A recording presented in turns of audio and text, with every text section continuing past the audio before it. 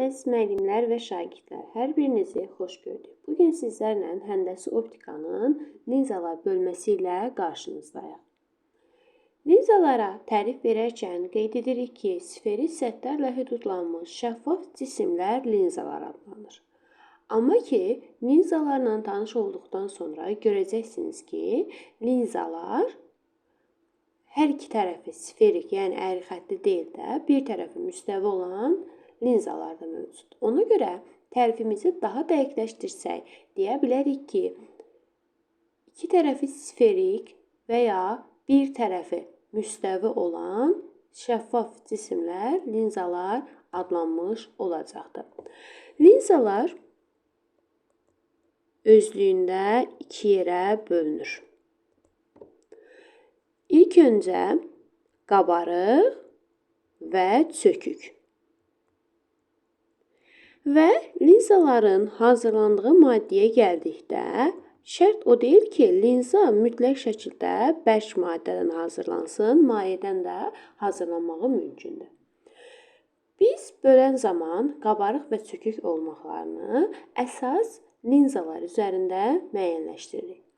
Belə ki, biz artıq bir mühitdə, hava mühitindən söhbət getdiyinə görə biz qabarıq linzaları hava mühitində üzərinə düşən işıq şüalarını topladığına görə toplayıcı linza,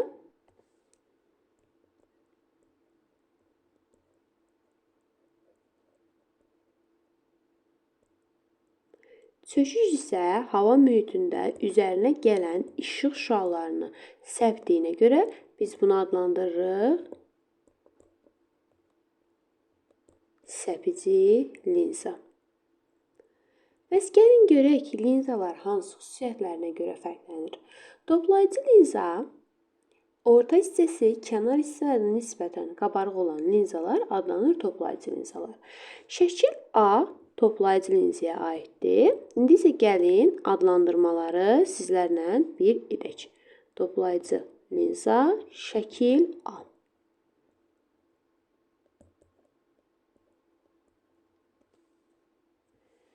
Birinci linzamıza diqqət yetirsək, hər iki tərəfi qabarıqdır. O zaman deyirik iki tərəfli qabarıq linza.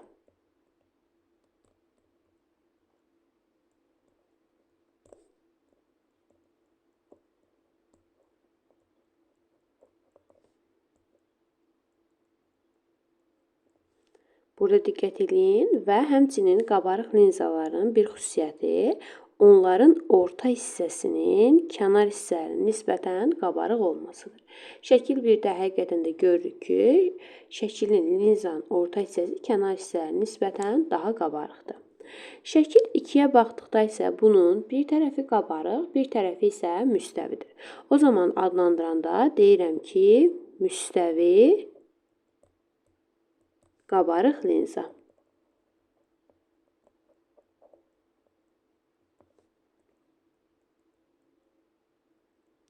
Gəlirəm üçüncüyə.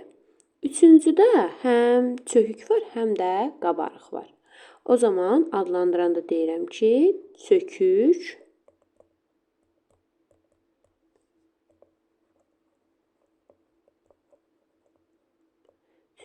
qabarıq linza.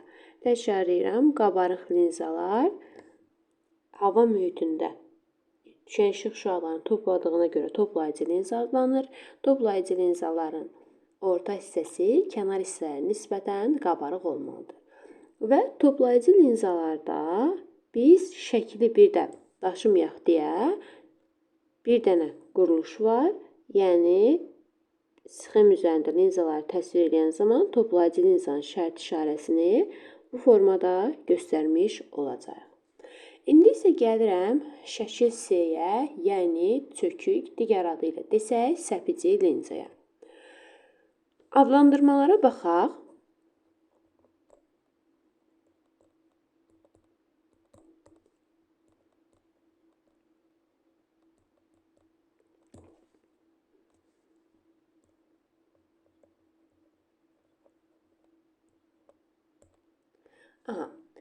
Birinciyə diqqət edəsək, hər iki tərəfi çökükdür. O zaman deyirəm ki, şəkil C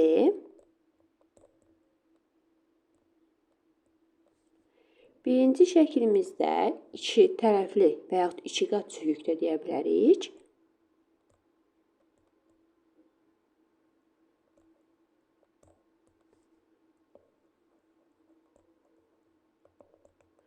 Gəlirəm ikinci şəklimizə. İkinci şəklimizdə bir tərəfi müstəvi, bir tərəfi isə çökükdür. O zaman adlandıranda deyirəm ki, müstəvi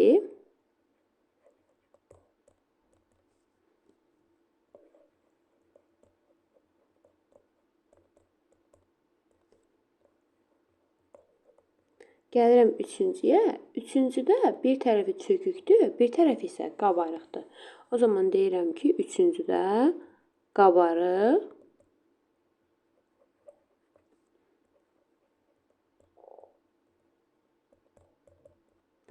qabarıq çökük, müstəvi. Deməli, diqqət eləsək, hər üçündə, yəni üçüncüdə həm toplayıcı linzada, həm də səpici linzada. Adlar oxşardır. Bəs bunları biz nəylərinə görə fərqləndiririk? Linzaya baxaraqdan. Biz diqqət elədik ki, toplayıcı linzada orta hissəsi, kənar hissələri nisbətən qabarıq olmalıdır. Səpici linzalarda isə bunun əksidir. Yəni, orta hissə, kənar hissələri nisbətən nə olmalıdır? Nəzik olmalıdır və yaxud kənar hissələr daha qabarıq olmalıdır. Şəklə diqqət yetirdikdə bu səpici linzanın orta hissəsi, bu isə kənar hissələr. Diqqət eləsək, kənar hissələr orta hissələrin nisbətən necədir? Qabarıqdır. Və səpici linzanı artıq təsvir edən zaman bu şərt işarədən istifadə etmiş oluruq. Gəlin indi sizlərlə linzalarda yeni anlayışlarla bir yerdə tanış olaq. Bunun üçün mən toplayıcı linzanın və səpici linzanın şərt işarələrini istifadə edəcəm.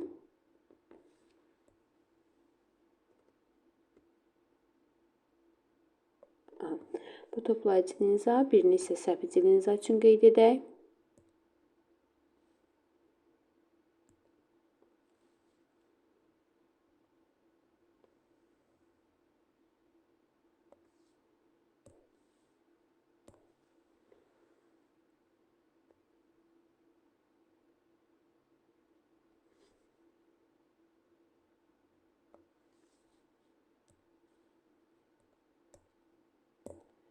Linzanın mərkəzindən keçən düz xətt adlanır baş optik ox. Bu adlanacaqdır bizdə baş optik ox. Birində səpici linzada qeyd edək. Məsələn, adlandırma ilə A1 şəklində adlandıra bilərik. Baş optik oxla kəsişən linzanın O nöqtəsi optik mərkəz adlanır.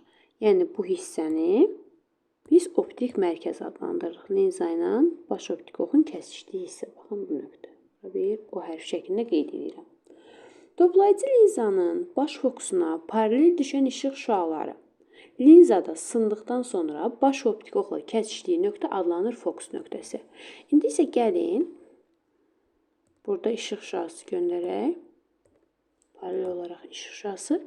Toplayıcı linzalar dedik ki, hava mühitində toplayıcı xassəyə malikdir. Buradan bizim paralel olaraq göndərdiyimiz işıq şüaları baş optik oxla kəsişdiyi nöqtə adlanır fokus nöqtəsi.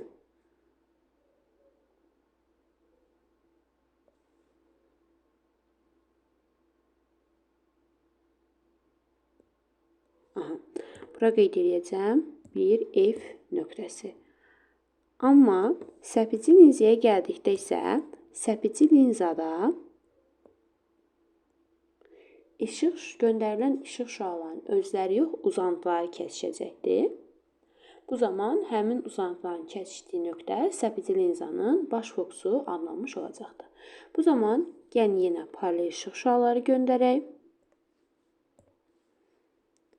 Səpici linzaya paralel işıq şüası göndərirəm. Bu zaman paralel gedən işıq şüaları linzada sındıqdan sonra nə edəcəkdir? Səpələnəcəkdir. Bu formada. Yəni, təkrar bunu çəkim.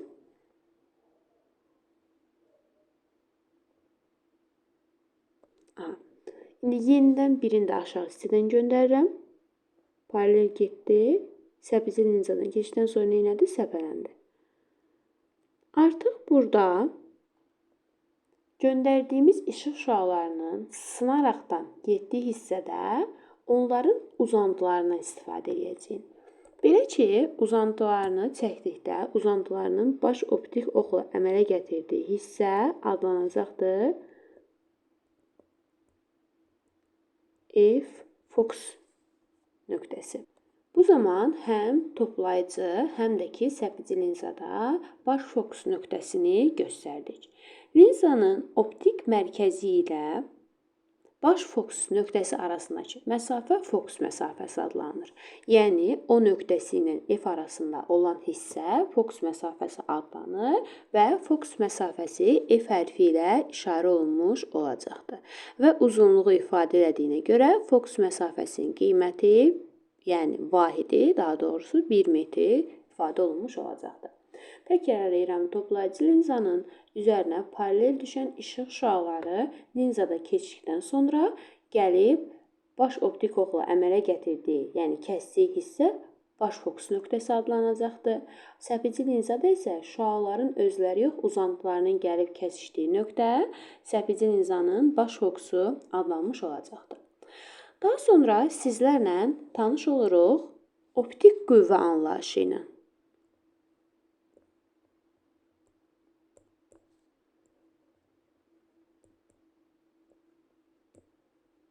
Optik qüvvə. Fokus məsafəsinin tərs qiyməti optik qüvvə adlanır. D hərfi ilə işarə olunmuş olacaqdır. D bərabərdir 1 bölünsün F-ə. Biz optik qüvvənin vahidini alsaq, D bərabərdir 1 bölünsün metr və ya 1 dioptriya dp şəklində ifadə olunmuş olacaqdır. Fokus məsafəsi 1 metr olan linzanın optik qüvvəsinə 1 dioptriya deyilmiş olacaqdır.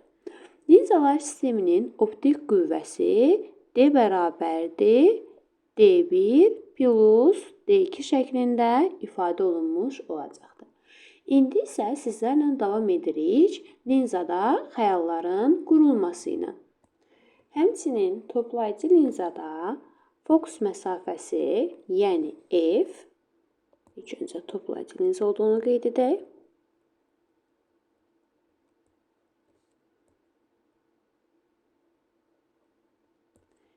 F böyükdür 0-dan, həmçinin optik qüvvə D böyükdür 0-dan. Səpəci linzada isə bunun əksidir.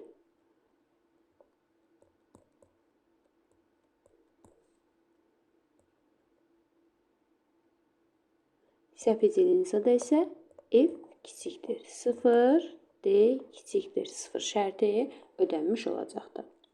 Linzanın optik qüvvəsi və fokus məsafəsi sferik səthinin əyrilik radiusundan, linzanın və ətraf mühitin sındırma əmsalından asılıdır.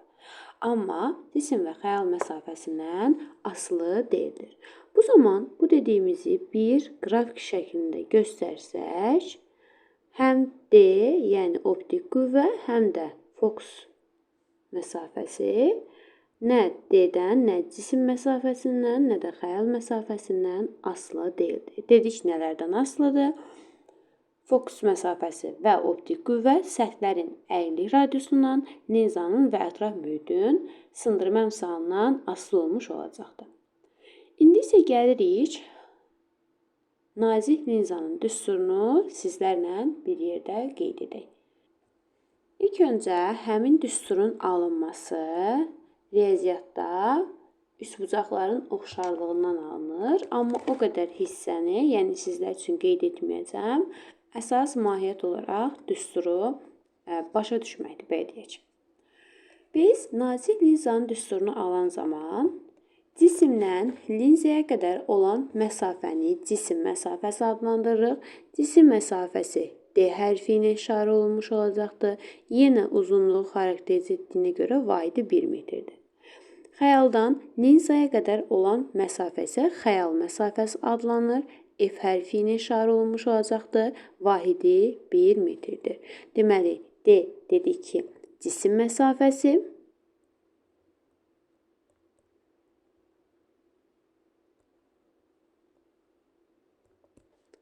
F isə xəyal məsafəsidir.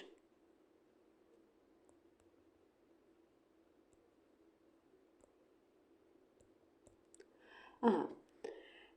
Linzanın fokus nöqtəsində F-dən adlandırdıq. Gəlin isə həm toplayıcı linzaya, həm də səpici linzaya aid olan nazik linza düsturlarını almış olaq. İlk öncə başlayıram sizlərlə toplayıcı linza ilə.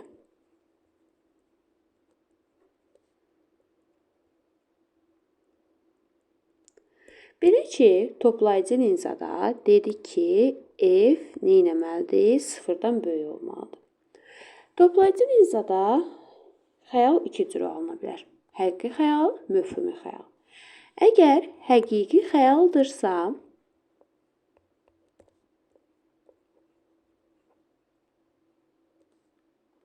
F böyükdür sıfırdan. Möfhümi xəyaldırsa,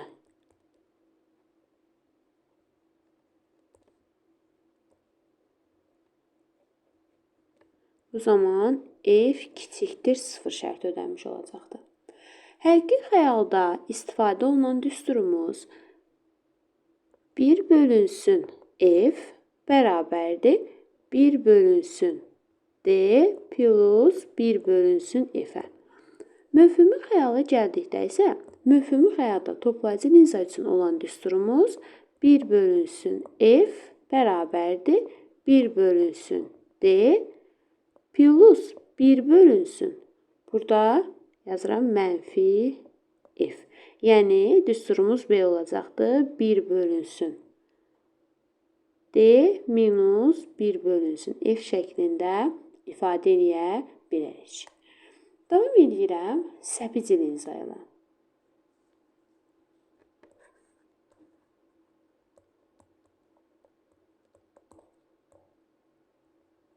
Səpici linzada bilirik ki, F nədir? Sıfırdan kiçikdir.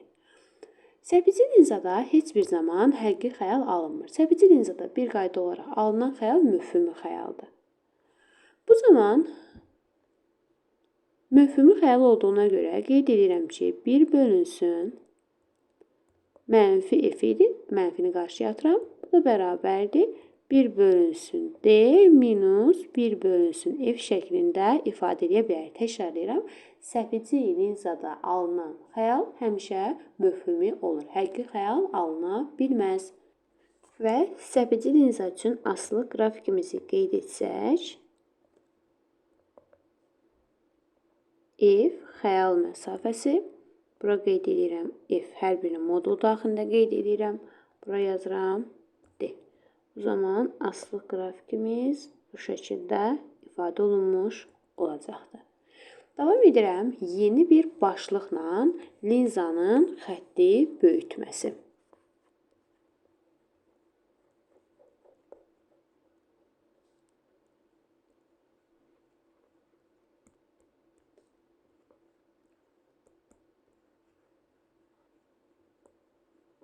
Linzanın xətti böyütməsi Q hərfi ilə və yaxud Rus qısı ilə ifadə olunmuş olacaqdır. Bu da bərabərdir xəyal məsafəsi bölünsün cisim məsafəsi və vahidi yoxdur. Xətti böyütmə həmçinin yazıram G bərabərdir xəyalın hündürlüyünün cismin hündürlüyünə olan nisbətidir. Yəni H bölünsün H-dır. Burada təkrarlayıram. H xəyalın hündürlüyü, yəni böyük H, kiçik H isə cismin hündürlüyü olmuş olacaqdır. Daha sonra davam edirəm nə ilə? Linzalarda şüanın yollarının göstərilməsi ilə. İlk öncə sizlərlə başlayıram. Toplayıcı linza.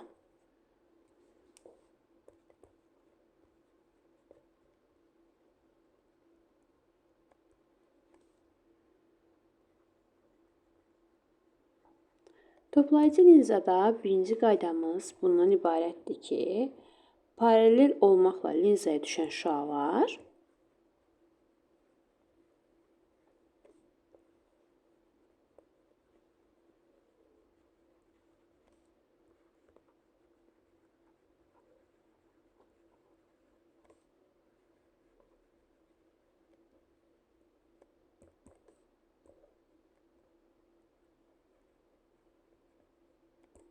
Sındıqdan sonra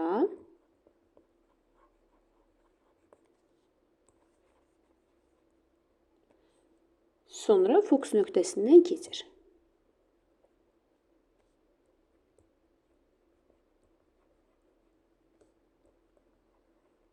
Yəni F-dən keçir.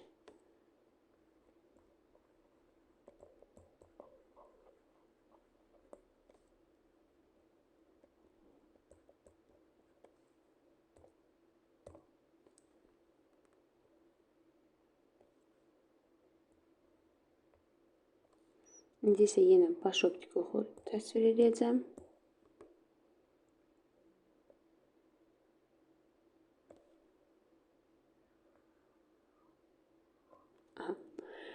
Paralel işıq şüaları göndərəcəm. Paralel göndərdiyim işıq şüası linzada sındıqdan sonra gəlib harda keçəcək? Fokus nöqtəsindən. Həmçinin birini də bu tərəfdən göndərirəm. Sağdan sola doğru.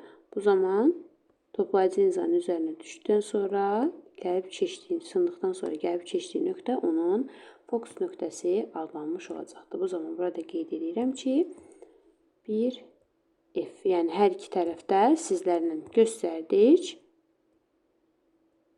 Əsasən biz çəkdiyimiz birinci şəkildən istifadə edirik. Bunu göstərməklə onu qeyd etdim ki, hər iki tərəfdə fokus nöqtəsi var.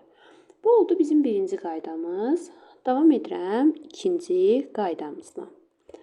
Belə ki, fokus nöqtəsindən keçməklə linzaya düşən şüa sındıqdan sonra paralel qayıdır. Yəni birincinin əksi. O zaman dediklərimi qeyd edirəm. Mən burada qeydlər apardıqca sizlər də mütləq şəkildə qeydlərinizi götürün. Əlavə olaraq vəsaitdən istifadəyə ehtiyac qalmasın.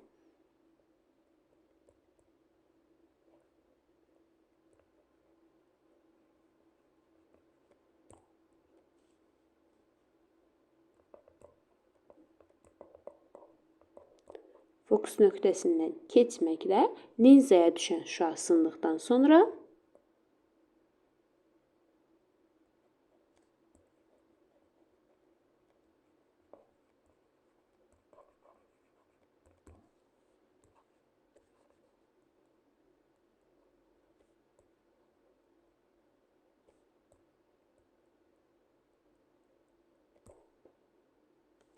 linzaya paralel qalır.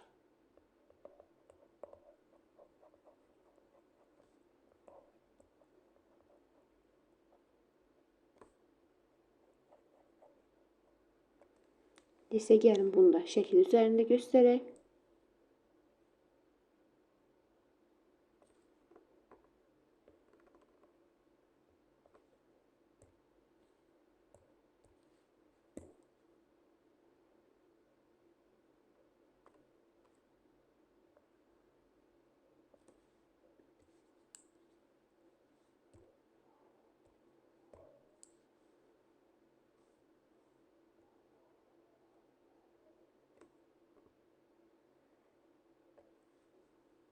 Birini də bu tərəfdən göstərəcəm.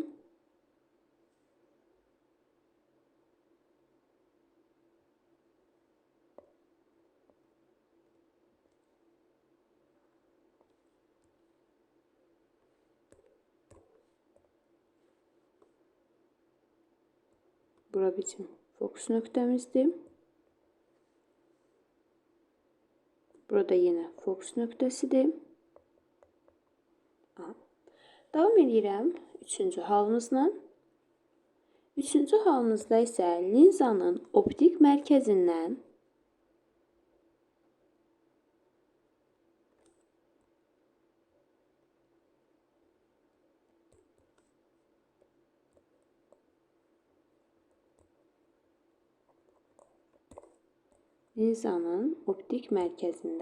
keçən şüalar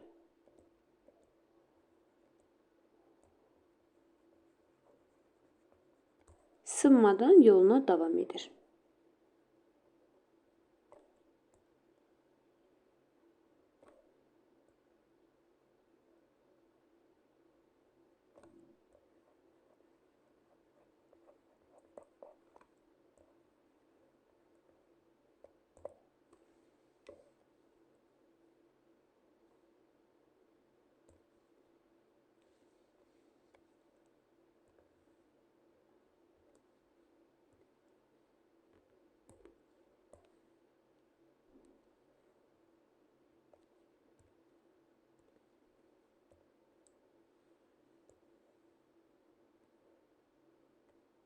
Birini də göstərirəm.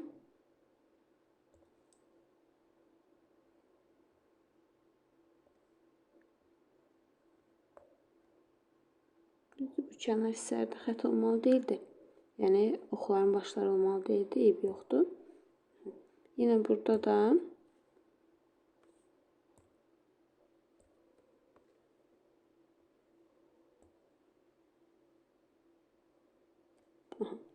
bu zaman oxların başını da göstərək ki, daha aydın olsun şəklimiz. Burada düşür, o nöqtəsindən keçir. Bu zaman nə edir? Sınmadan yoluna davam etmiş olacaqdır. Burada da həmçinin linzanın o nöqtəsindən keçdikdən sonra yoluna davam etmiş olacaqdır. Bunların hər biri aid olmuş olacaqdır toplayıcı linzəyə. Gəlin bu ümumi dediklərimizi ümumiləşdirib bir dənə qrafik üzərində təsvir edək. Bunun üçün bir qədər böyük bir qrafik, yəni böyük bir ox çəkəcəm, linzanı təsvir edəcəm daha doğrusu.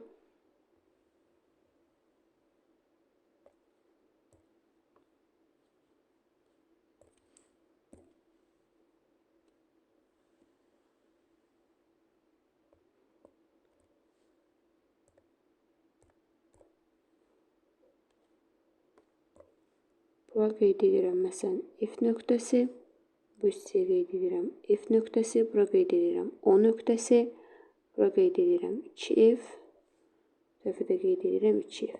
Əsas bizə F-lər lazımdır. Deməli, birinci qaydamız nədən ibarətdir? Birinci dedik ki, baş optik oxa paralel olmaqla linzəyə düşən şüalar sındıqdan sonra fokus nöqtəsindən keçmiş olacaqdır. Bu zaman bir cisim təsvir edəcəm. Həmin cisimdə onu qurmuş olacam. Elə bundan istifadə edək.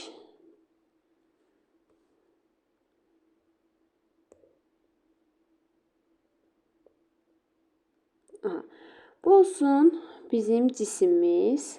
Bura yazıram A, bura isə B qeyd edəcəm. Buradan yenə 3 dənə şüa göndərəcəm. Proqramı yeni tapmışam, yəni elə çox istifadə etməmişəm deyə. Ona görə biraz çətinlik yaşayıram. Deməli, toplayıcı linzada birinci qaydamız paralel düşən işıq şüaları sındıqdan sonra nə etməliydi? Fokus nöqtəsindən keçməli idi. Ondan formatımız.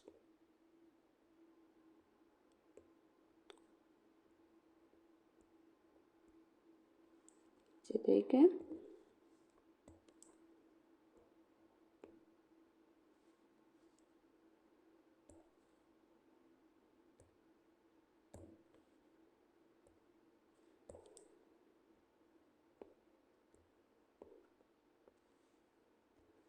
Qaydasına düşdü.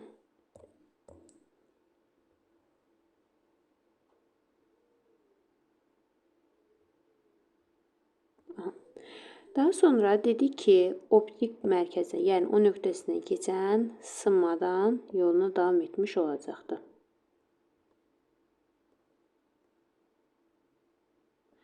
Bir də hansı şüanı qeyd etdik? Fokus nöqtəsindən keçən linzada sındıqdan sonra paralel olaraq geri qayıtmalı idi.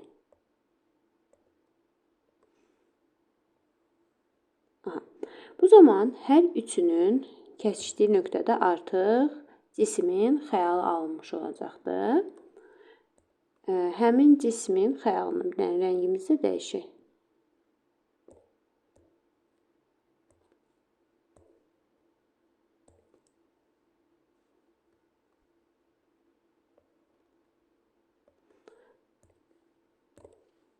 Bu zaman bura yazıram A1, bu isə olsun B1. İndi biz burada əsas məsələmiz nə idi? Hər üç şüanı göstərməklə hər hansı bir cismin, məsələn AB cisminin xəyalını qurmaqdan ibarət idi. Burada olanlar nələrdir? İlk öncə onları qeyd edək. Bu kiçik H cismin hündürlüyüdür. Böyük H isə xəyalın hündürlüyüdür.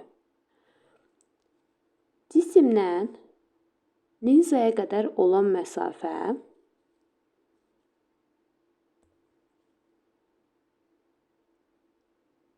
bura qədər olan məsafəni biz adlandırırıq nə? Cisim məsafəsi. Daha sonra gəlin bu cisim məsafəsini aşağıdan çəkək, xəyal məsafəsindən eyni olaraq qeyd edək. Bu cisim məsafəsi, digəri isə, yəni linzadan xəyala qədər olan məsafə isə xəyal məsafəsi adlanmış olacaqdır. Bu zaman bura qeyd edirəm D hərfini, bura isə qeyd edəcəm F hərfini. Daha sonra gəlin bir də bunu biz səpəci linza üzərində göstərək. Səpəci linzada isə bir qayda var. O qaydanı bilməklə artıq biz səpəci linza haqqında bütün məlumatları əldə etmiş oluruq. İndi isə gəlin səpəci linza üçün hamısını bir-bir göstərək, daha sonra isə ümumiləşdirib göstərə bilərik. Bu zaman başlığımızı yazıram, səpəci linza.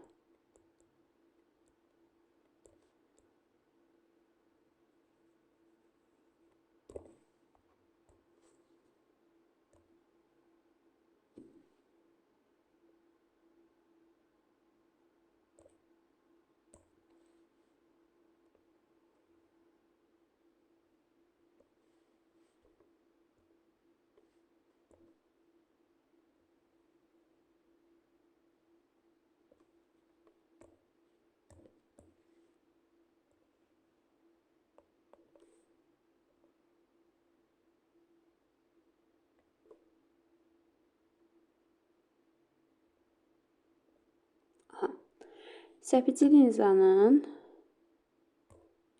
yuxarı hissələri bu formada olmalıydı.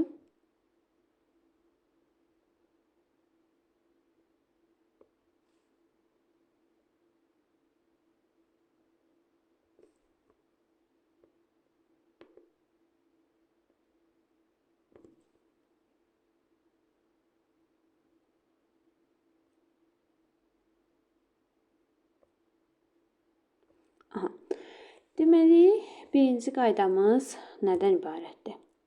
Birinci qaydamız odur ki, baş optik oxa paralel olmaqla düşən işıq şüaları sındıqdan sonra uzantıları fokus nöqtəsindən keçməlidir. Yazıram bura paralel gələn işıq şüaları.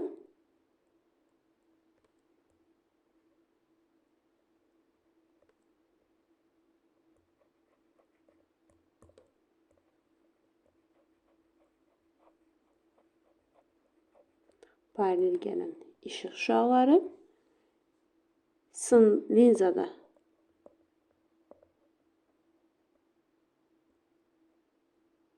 sındıqdan sonra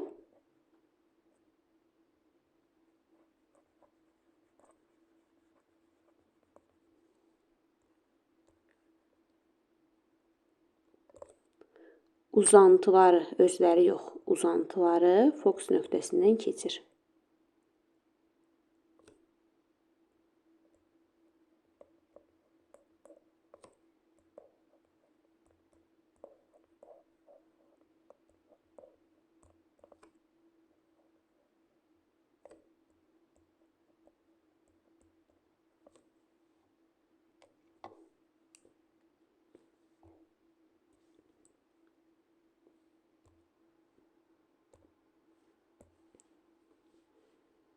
Biz paralel olaraq bir işıq şüası göndərdik. Həm bu işıq şüası artıq səpəci linza üzərinə düşdükdən sonra səpilir.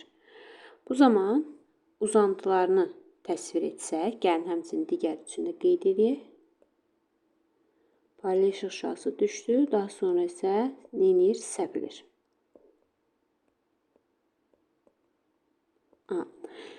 Bunların şüalarının özlərinin yox, uzantılarının kəsişdiyi nöqtə adlanacaqdır fokus.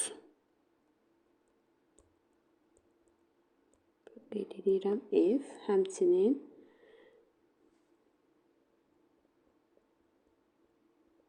burada qeyd edirəm fokus nöqtəsi. Bu oldu birinci qaydamız. Paralel gələn işıq şüaları linzadan sındıqdan sonra uzantıları fokus nöqtəsindən keçir. Davam edirik ikinci qaydamızla.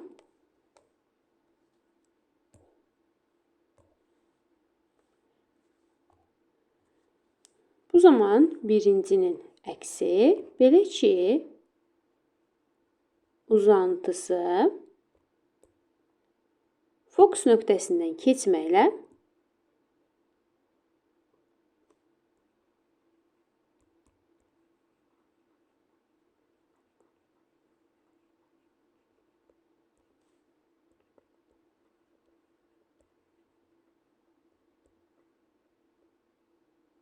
linzaya düşən şüa sındıqdan sonra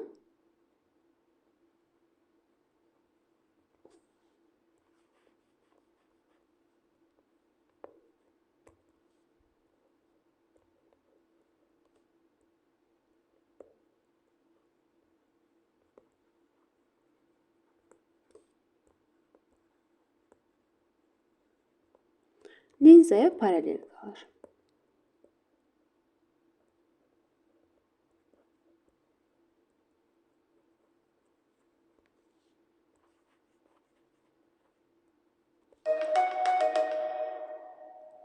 Yenə biz səpicə linzanı təsvir etsək,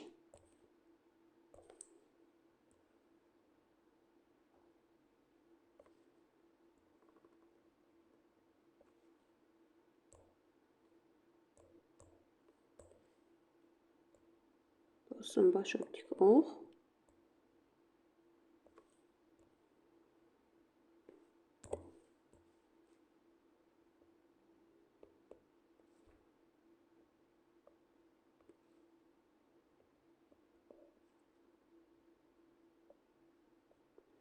Aha.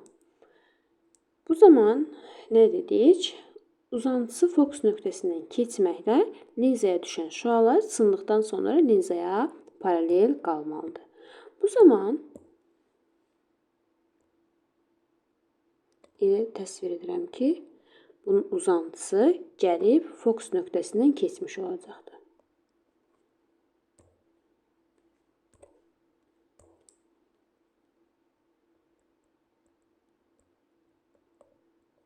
Digər şəkildə də gəlin sizlərlə görüntü yaradaq.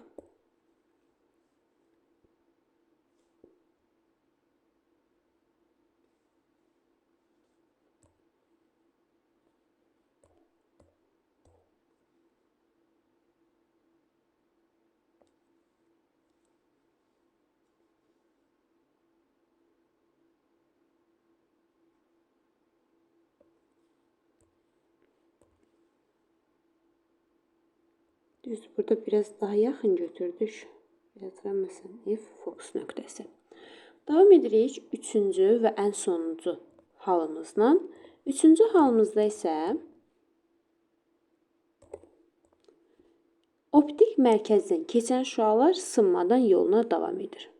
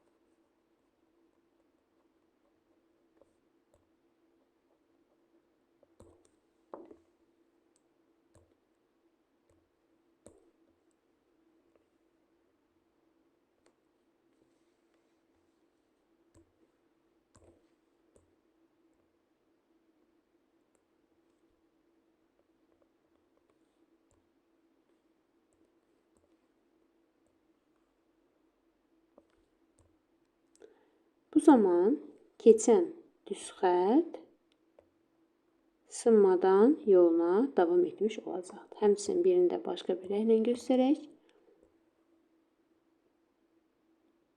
Linzanın o nöqtəsinə düşən, yəni optik mərkəzdən keçən şüalar sınmadan yoluna davam etmiş olacaqdır. Gəlin, indi bu dediyimiz şüaları ümumi bir dənə səpicə linza üzərində qeyd edək.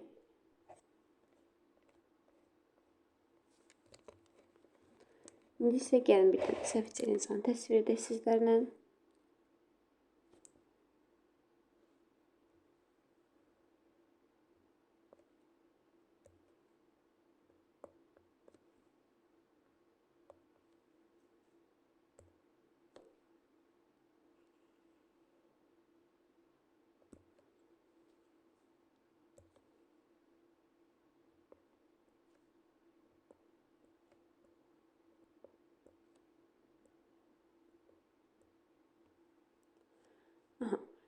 Məsələn, tutaq ki, O nöqtəsi ilə F arasında bir cisim qoyacağam. Həmin bu cismin xəyalını alacağam sizlərlə.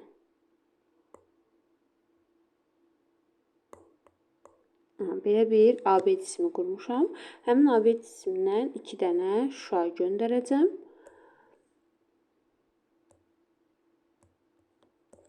Belə ki, birinci göndərdiyimiz işıq şüası linzaya düşdükdən sonra sınıb gedir. Bu zaman onun uzantısı gəlib fokus nöqtəsindən keçməlidir. Bu zaman uzantıları da qırıq-qırıq xətlərlə ifadə edəcəm daha doğrusu. Bir də o nöqtəsindən keçən sınmadan yoluna davam etmiş olurdu.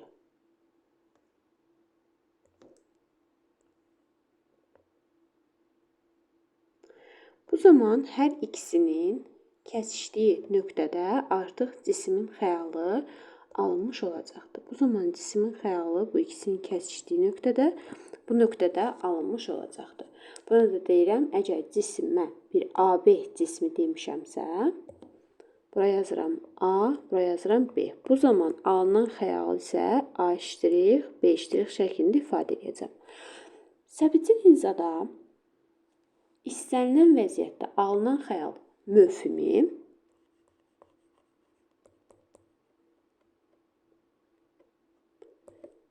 düzünə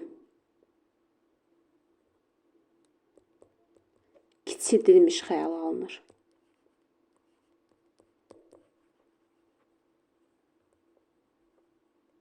Bu, səpəci linzaya aid olan artıq sonuncu məlumat idi və səpəci linzada xətti böyütmək birdən kiçik olmuş olacaqdır. Artıq davam edirik toplayıcı linzada xəyalların qurulması. Belə ki, toplayıcı linzada 6 hal var. İlk öncə sizlərə toplayıcı linzadan keçid etməmişdən qabaq belə bir məlumatı bölüşüm. DİM test topunuzda qarşınıza çıxmış olacaqdır. Linzalar sisteminə düşən və çıxan şüalar bir-birlərinə paralel olarsa, o zaman onlar arasındakı məsafə fokusların cəminə bərabər olmuş olacaqdır. Nə demək istəyirəm? Məsələn, bizə 2 dənə toplayıcı linza verilib. Bir dənə bunlar üçün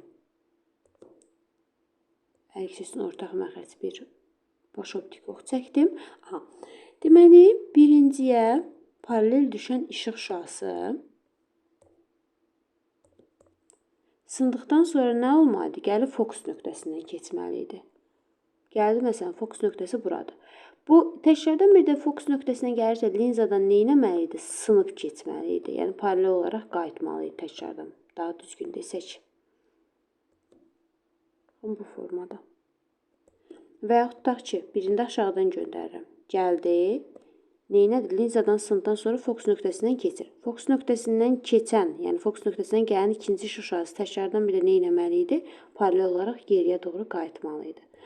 Bu zaman uzunluq L bərabər olmuş olacaqdır. F1 plus F2 düsturuna əsasən təyin edə bilərik. İndi isə davam edək nə ilə? Toplayıcı linzada xəyalların qurulması ilə. Birinci ondan ibarətdir ki, cisim sonsuz məsafədə, yəni sonsuz uzaq məsafədə yerləşdirdikdə. Bu zaman D sonsuzluğa yaxınlaşır. F də bərabər olmuş olacaqdır F-ə.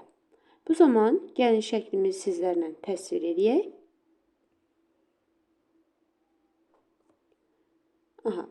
Belə ki, baş optik oxu təsvir etsək, biz dedik ki, D sonsuz uzaqlıqda yerləşdirməlidir. Bu zaman linzaya göndərilən paralel işıq şüaları sındıqdan sonra harda gəlib toplanacaqdır? Fokus nöqtəsində. Əslində burada bir neçəsini göstərmək olar. Sadəcə olaraq mən ikisini göstərməklə kifayətlənirəm ki, şəklimiz daha da qarşı alınmasın. Bu zaman həqiqi xəyal linzanın fokusunda nöqtə şəklində alınmış olacaqdır. Davam edirəm ikinci halımızla. İkinci halımızda isə AB cismi linzanın ikiqat fokusundan arxada yerləşir. Yəni D böyükdür 2F-dən və bu halda xətti böyütmək G nə olacaqdır? 1-dən kiçik olmuş olacaqdır. Və alınan cismin xəyalı F nöqtəsi ilə 2F arasında alınmış olacaqdır. Gəlin şəklimizi təsvir edək. Şəkil üzərində daha aydın formada göstərək. Biz burada təsvir edirik, düzdür. Amma ola bilər ki, müəyyən qədər sürüşmələr olsun. İndi bura baxaq. Deməli, dedik ki, gəlin fokus nöqtələrini ilk öncə sizlərlə qeyd edək. Bura yazıram F nöqtəsi. Bura qeyd edirəm 2F nöqtəsi. Bura qeyd edirəm F nöqtəsi. Bura isə qeyd edəcəm 2F nöqtəsini. Bu zaman cisimim 2F-dən böyük olmalıdır. Yəni, mənim cisimimi tutaq ki, bu vəziyyətdədir. Buradan biz nə edirik? 2 dənə işıq şüası göndəririk. Gəlin rəngləri dəyişək. 2 dənə işıq şüası göndəririk. Birinci paralel olaraq göndərdiyimiz işıq şüaları sındıqdan sonra fokus nöqtəsindən keçməlidir.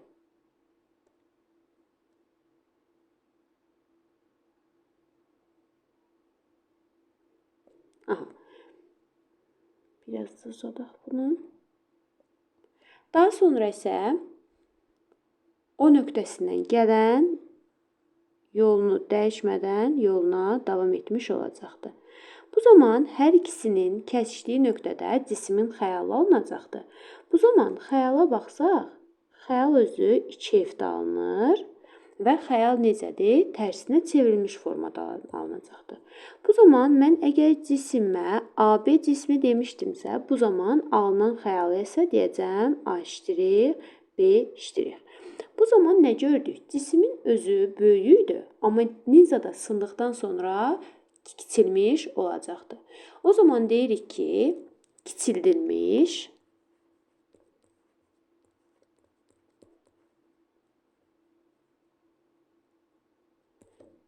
tərsinə çevrilmiş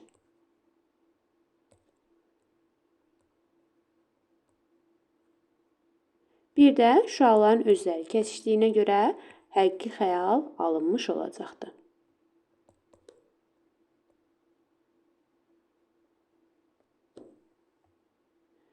Və həmin bu xassədən harada istifadə edirlər? Fotoaparatda.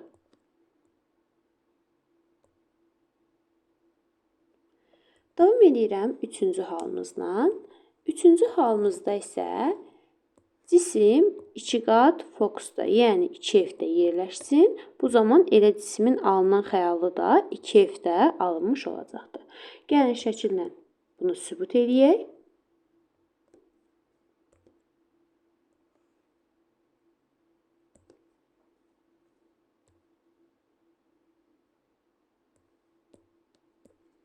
Bura qeyd edirəm F nöqtəsi, bura qeyd edirəm 2F, bura F, bu tərəfdə 2F.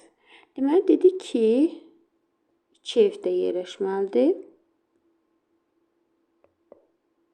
Bu zaman nə edirəm? Yenə 2 dənə şüam var, həmin şüalardan istifadə edəcəm.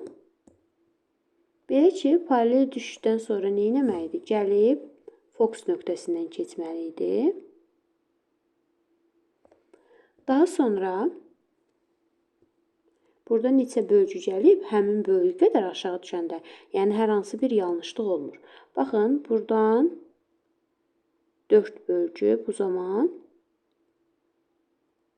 4 bölgü də formada. A. Daha sonra isə linziyə o nöqtəsindən keçən işıq şüaları sınmadan yoluna davam etmiş olacaqdır. Bu zaman hər ikisinin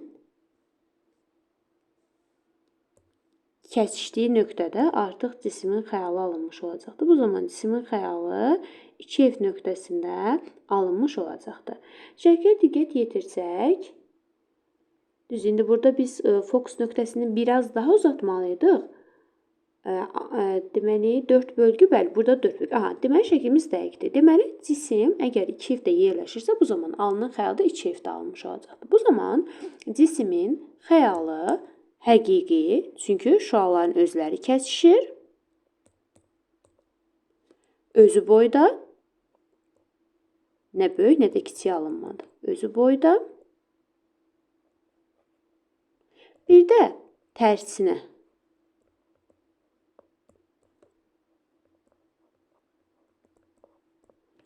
Daha sonra davam edirəm 4-cü halımızla. 4-cü halımızda isə F DF-lə 2F arasında yerləşdirəcəm. Bu zaman cismin xəyalı, yəni F 2F-dən böyük olmuş olacaqdır. Gəlin bunu biz şəkil üzərində aydınlaşdıraq.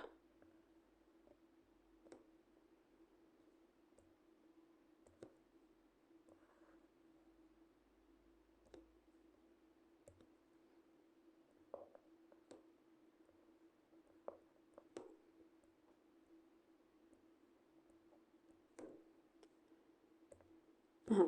Bu olsun mənim cisimim 2F-lə F arasında. Bu zaman paralel işıq şüaları göndərdik. Gəlib nə etməlidir? Fokus nöqtəsindən keçməlidir.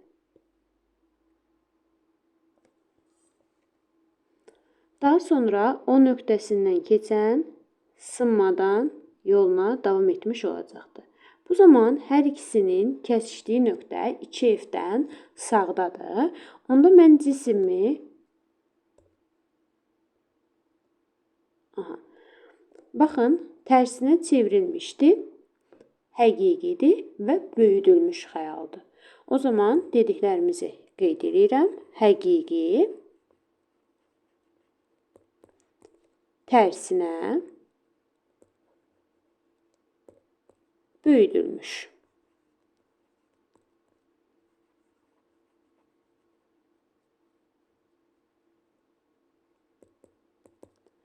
Və proyeksiya aparatında istifadə olunmuş olacaqdır.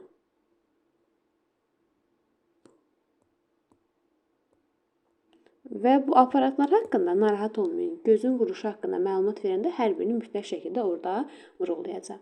Gəlirəm 5-ci halımıza. 5-ci halımız isə D bərabərdir F olduqda bu halda xəyal alınmayacaqdır.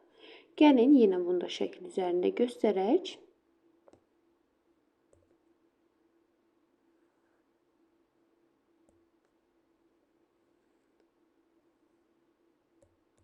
Bura qeyd edirəm F nöqtəsini.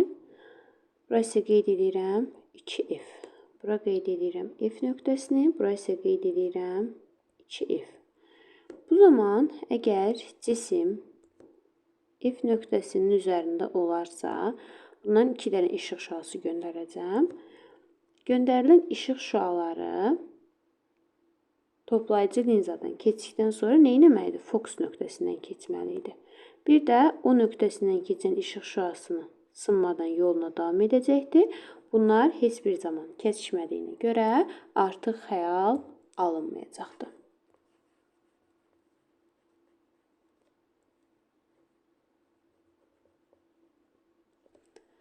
Davam edirəm 6-cı halımızla. 6-cı halımızda D kiçikdir F.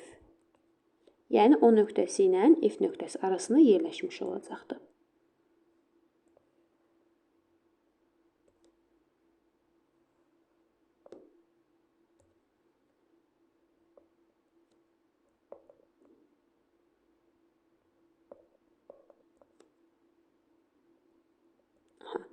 Mənim cisimim yerləşəcəkdir bu nöqtədə.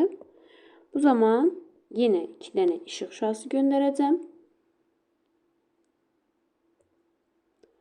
Göndərilen işıq şüaları, məsələn birini göndərirəm buradan işıq şüası, gəlib nə etməlidir? Fokus nöqtəsindən keçməlidir.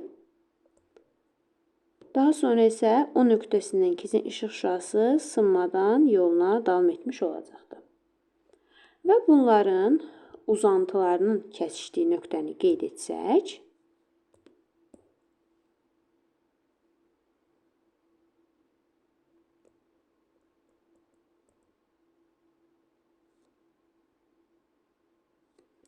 daha düzgün sərgəli göstəreyim.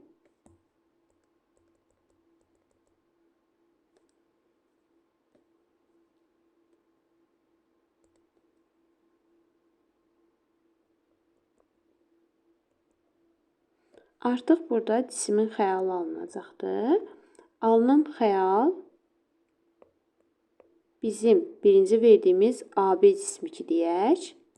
Buna qeyd edirəm A, bura qeyd edirəm B. Artıq alınan xəyalımız A iştirik, B iştirik şəklində ifadə edəcəm.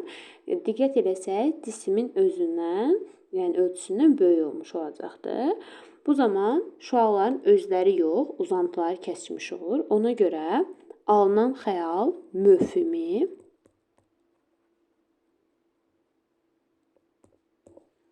böyüdülmüş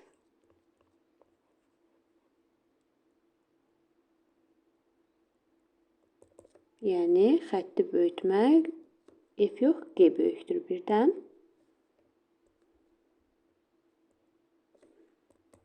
və düzünə.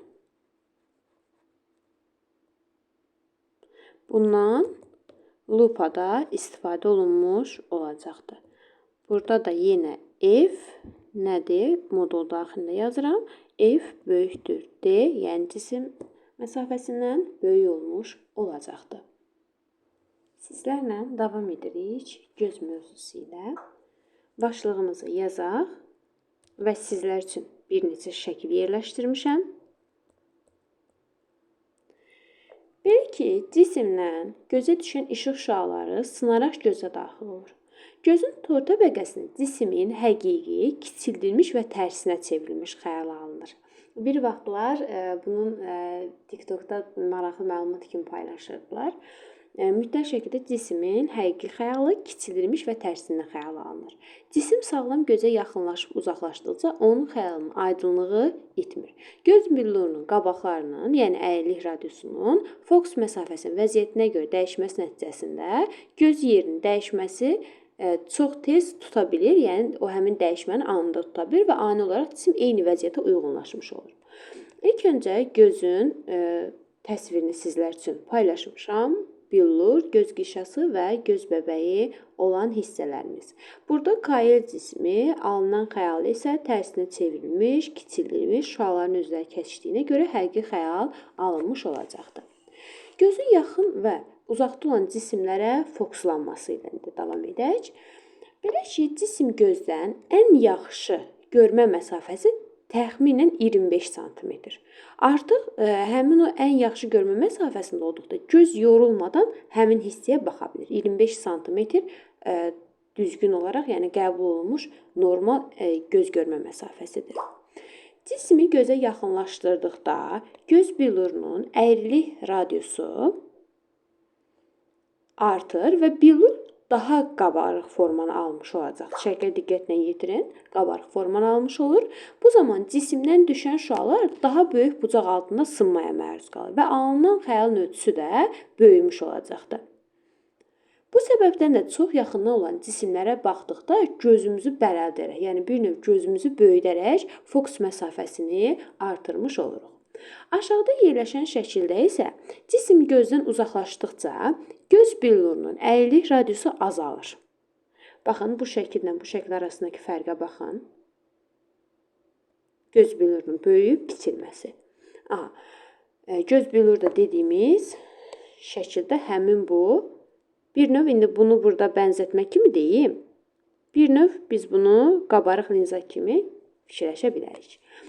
Baxın, bu birinci cisimə yaxınlaşdıranda böyüyür. Amma ki cisimi uzaqlaşdırdıqda göz billurunun kiçilməsi baş verir. Və billur daha uzun forma almış olacaqdır. Amma burada cisimi gözümüzə yaxınlaşdıranda daha qabarıq forma almış olur. Bu zaman ikinci şəklimizdə cisimdən düşən şüalar daha kiçik buzaq altına sınır və alınan xəyalın ölçüsü də kiçilmiş olacaqdır. Baxın, uzaqlaşdıqca alınan xəyalın ölçüsü də kiçilmiş olur. Daha sonra isə uzaqda olan cisimlər biz baxırıqsa gözümüzü qıyırıq. Bu zaman fokus məsafəsini azaltmış olacaq. Yəqin ki, indi mən də dedikcə sizlər də həmin prosesi gözünüzdə bir daha canlandırmış oldunuz. Daha sonra davam edək gözün görmə qüsurları. Gözlər görmə qabiliyyətinə görə 3 yerə bölünür. Normal, yəni qüsursuz görən göz, yaxından görmə, bir də ki, uzaqdan görmə. Bunların da yenə şəkillərini sizlər üçün yerləşdirmişəm. Belə ki, birinci gözümüz normal görən gözdür, yəni qüsursuz gözdür.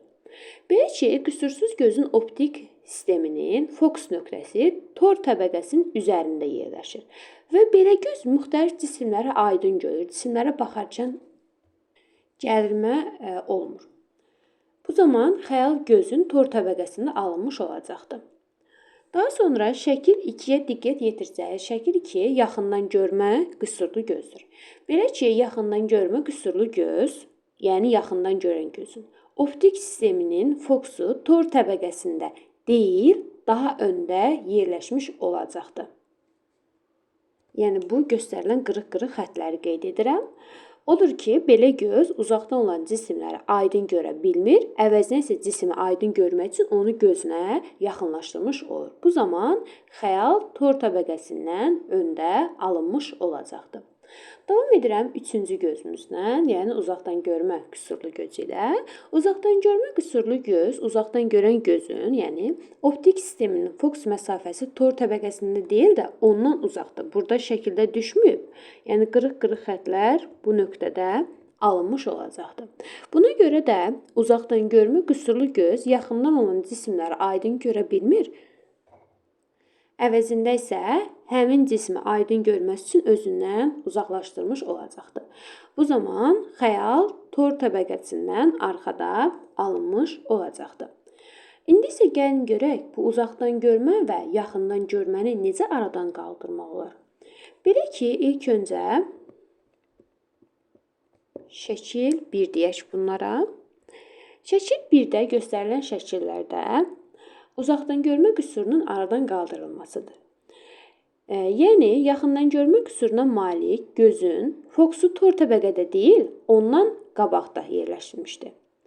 Və görmənin bu qüsurunu aradan qaldırmaq üçün bizə nə lazımdır? Yəni, yaxından görür, uzağı görmür. Bu zaman bizə səpələyici linza lazımdır. Yəni, bir növ səpici linza lazımdır ki, üzərinə düşən işıq şüalarını, yəni cismin göndərdiyi işıq şüalarını bir növ kənara doğru səpələsin. Bu zaman gözlə cisim arasına səpici linza qoyulduğunda səpici linza cisimdən gələn şüaları bir qədər uzağa fokuslayır. Və xəyal tor təbəqəsində alınmış olacaqdır.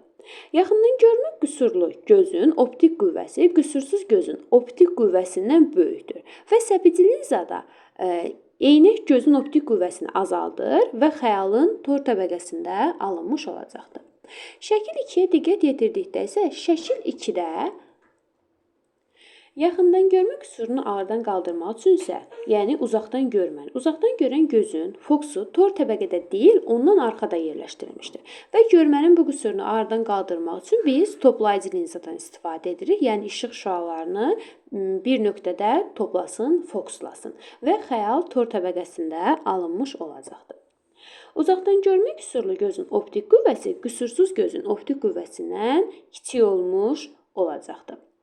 İndi isə gəlirik dərsimizin sonuncu hissələri optik qurğular. İlk öncə optik qurğulardan başlayıram sizlərlə lupa ilə.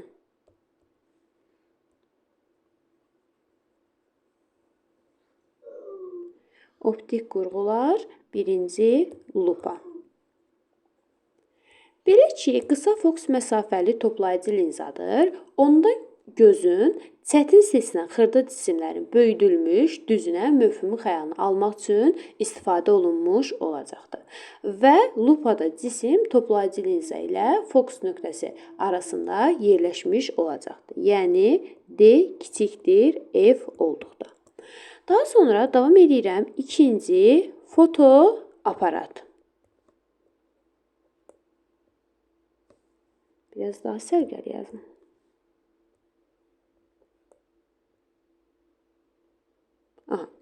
Fotoaparatda cisimlərin kiçildilmiş həqiqi xəyalını almaq üçün istifadə olunur və bu zaman D 2F-dən böyük olmuş olacaqdır. Və xəyal fokusla işıqat fokus arasındakı fotolövhədə alınmış olacaqdır. Yəni F kiçikdir. F da kiçikdir, 2F şərti ödənmiş olacaqdır. Daha sonra üçüncü optik qurğumuz proyeksiya aparatı.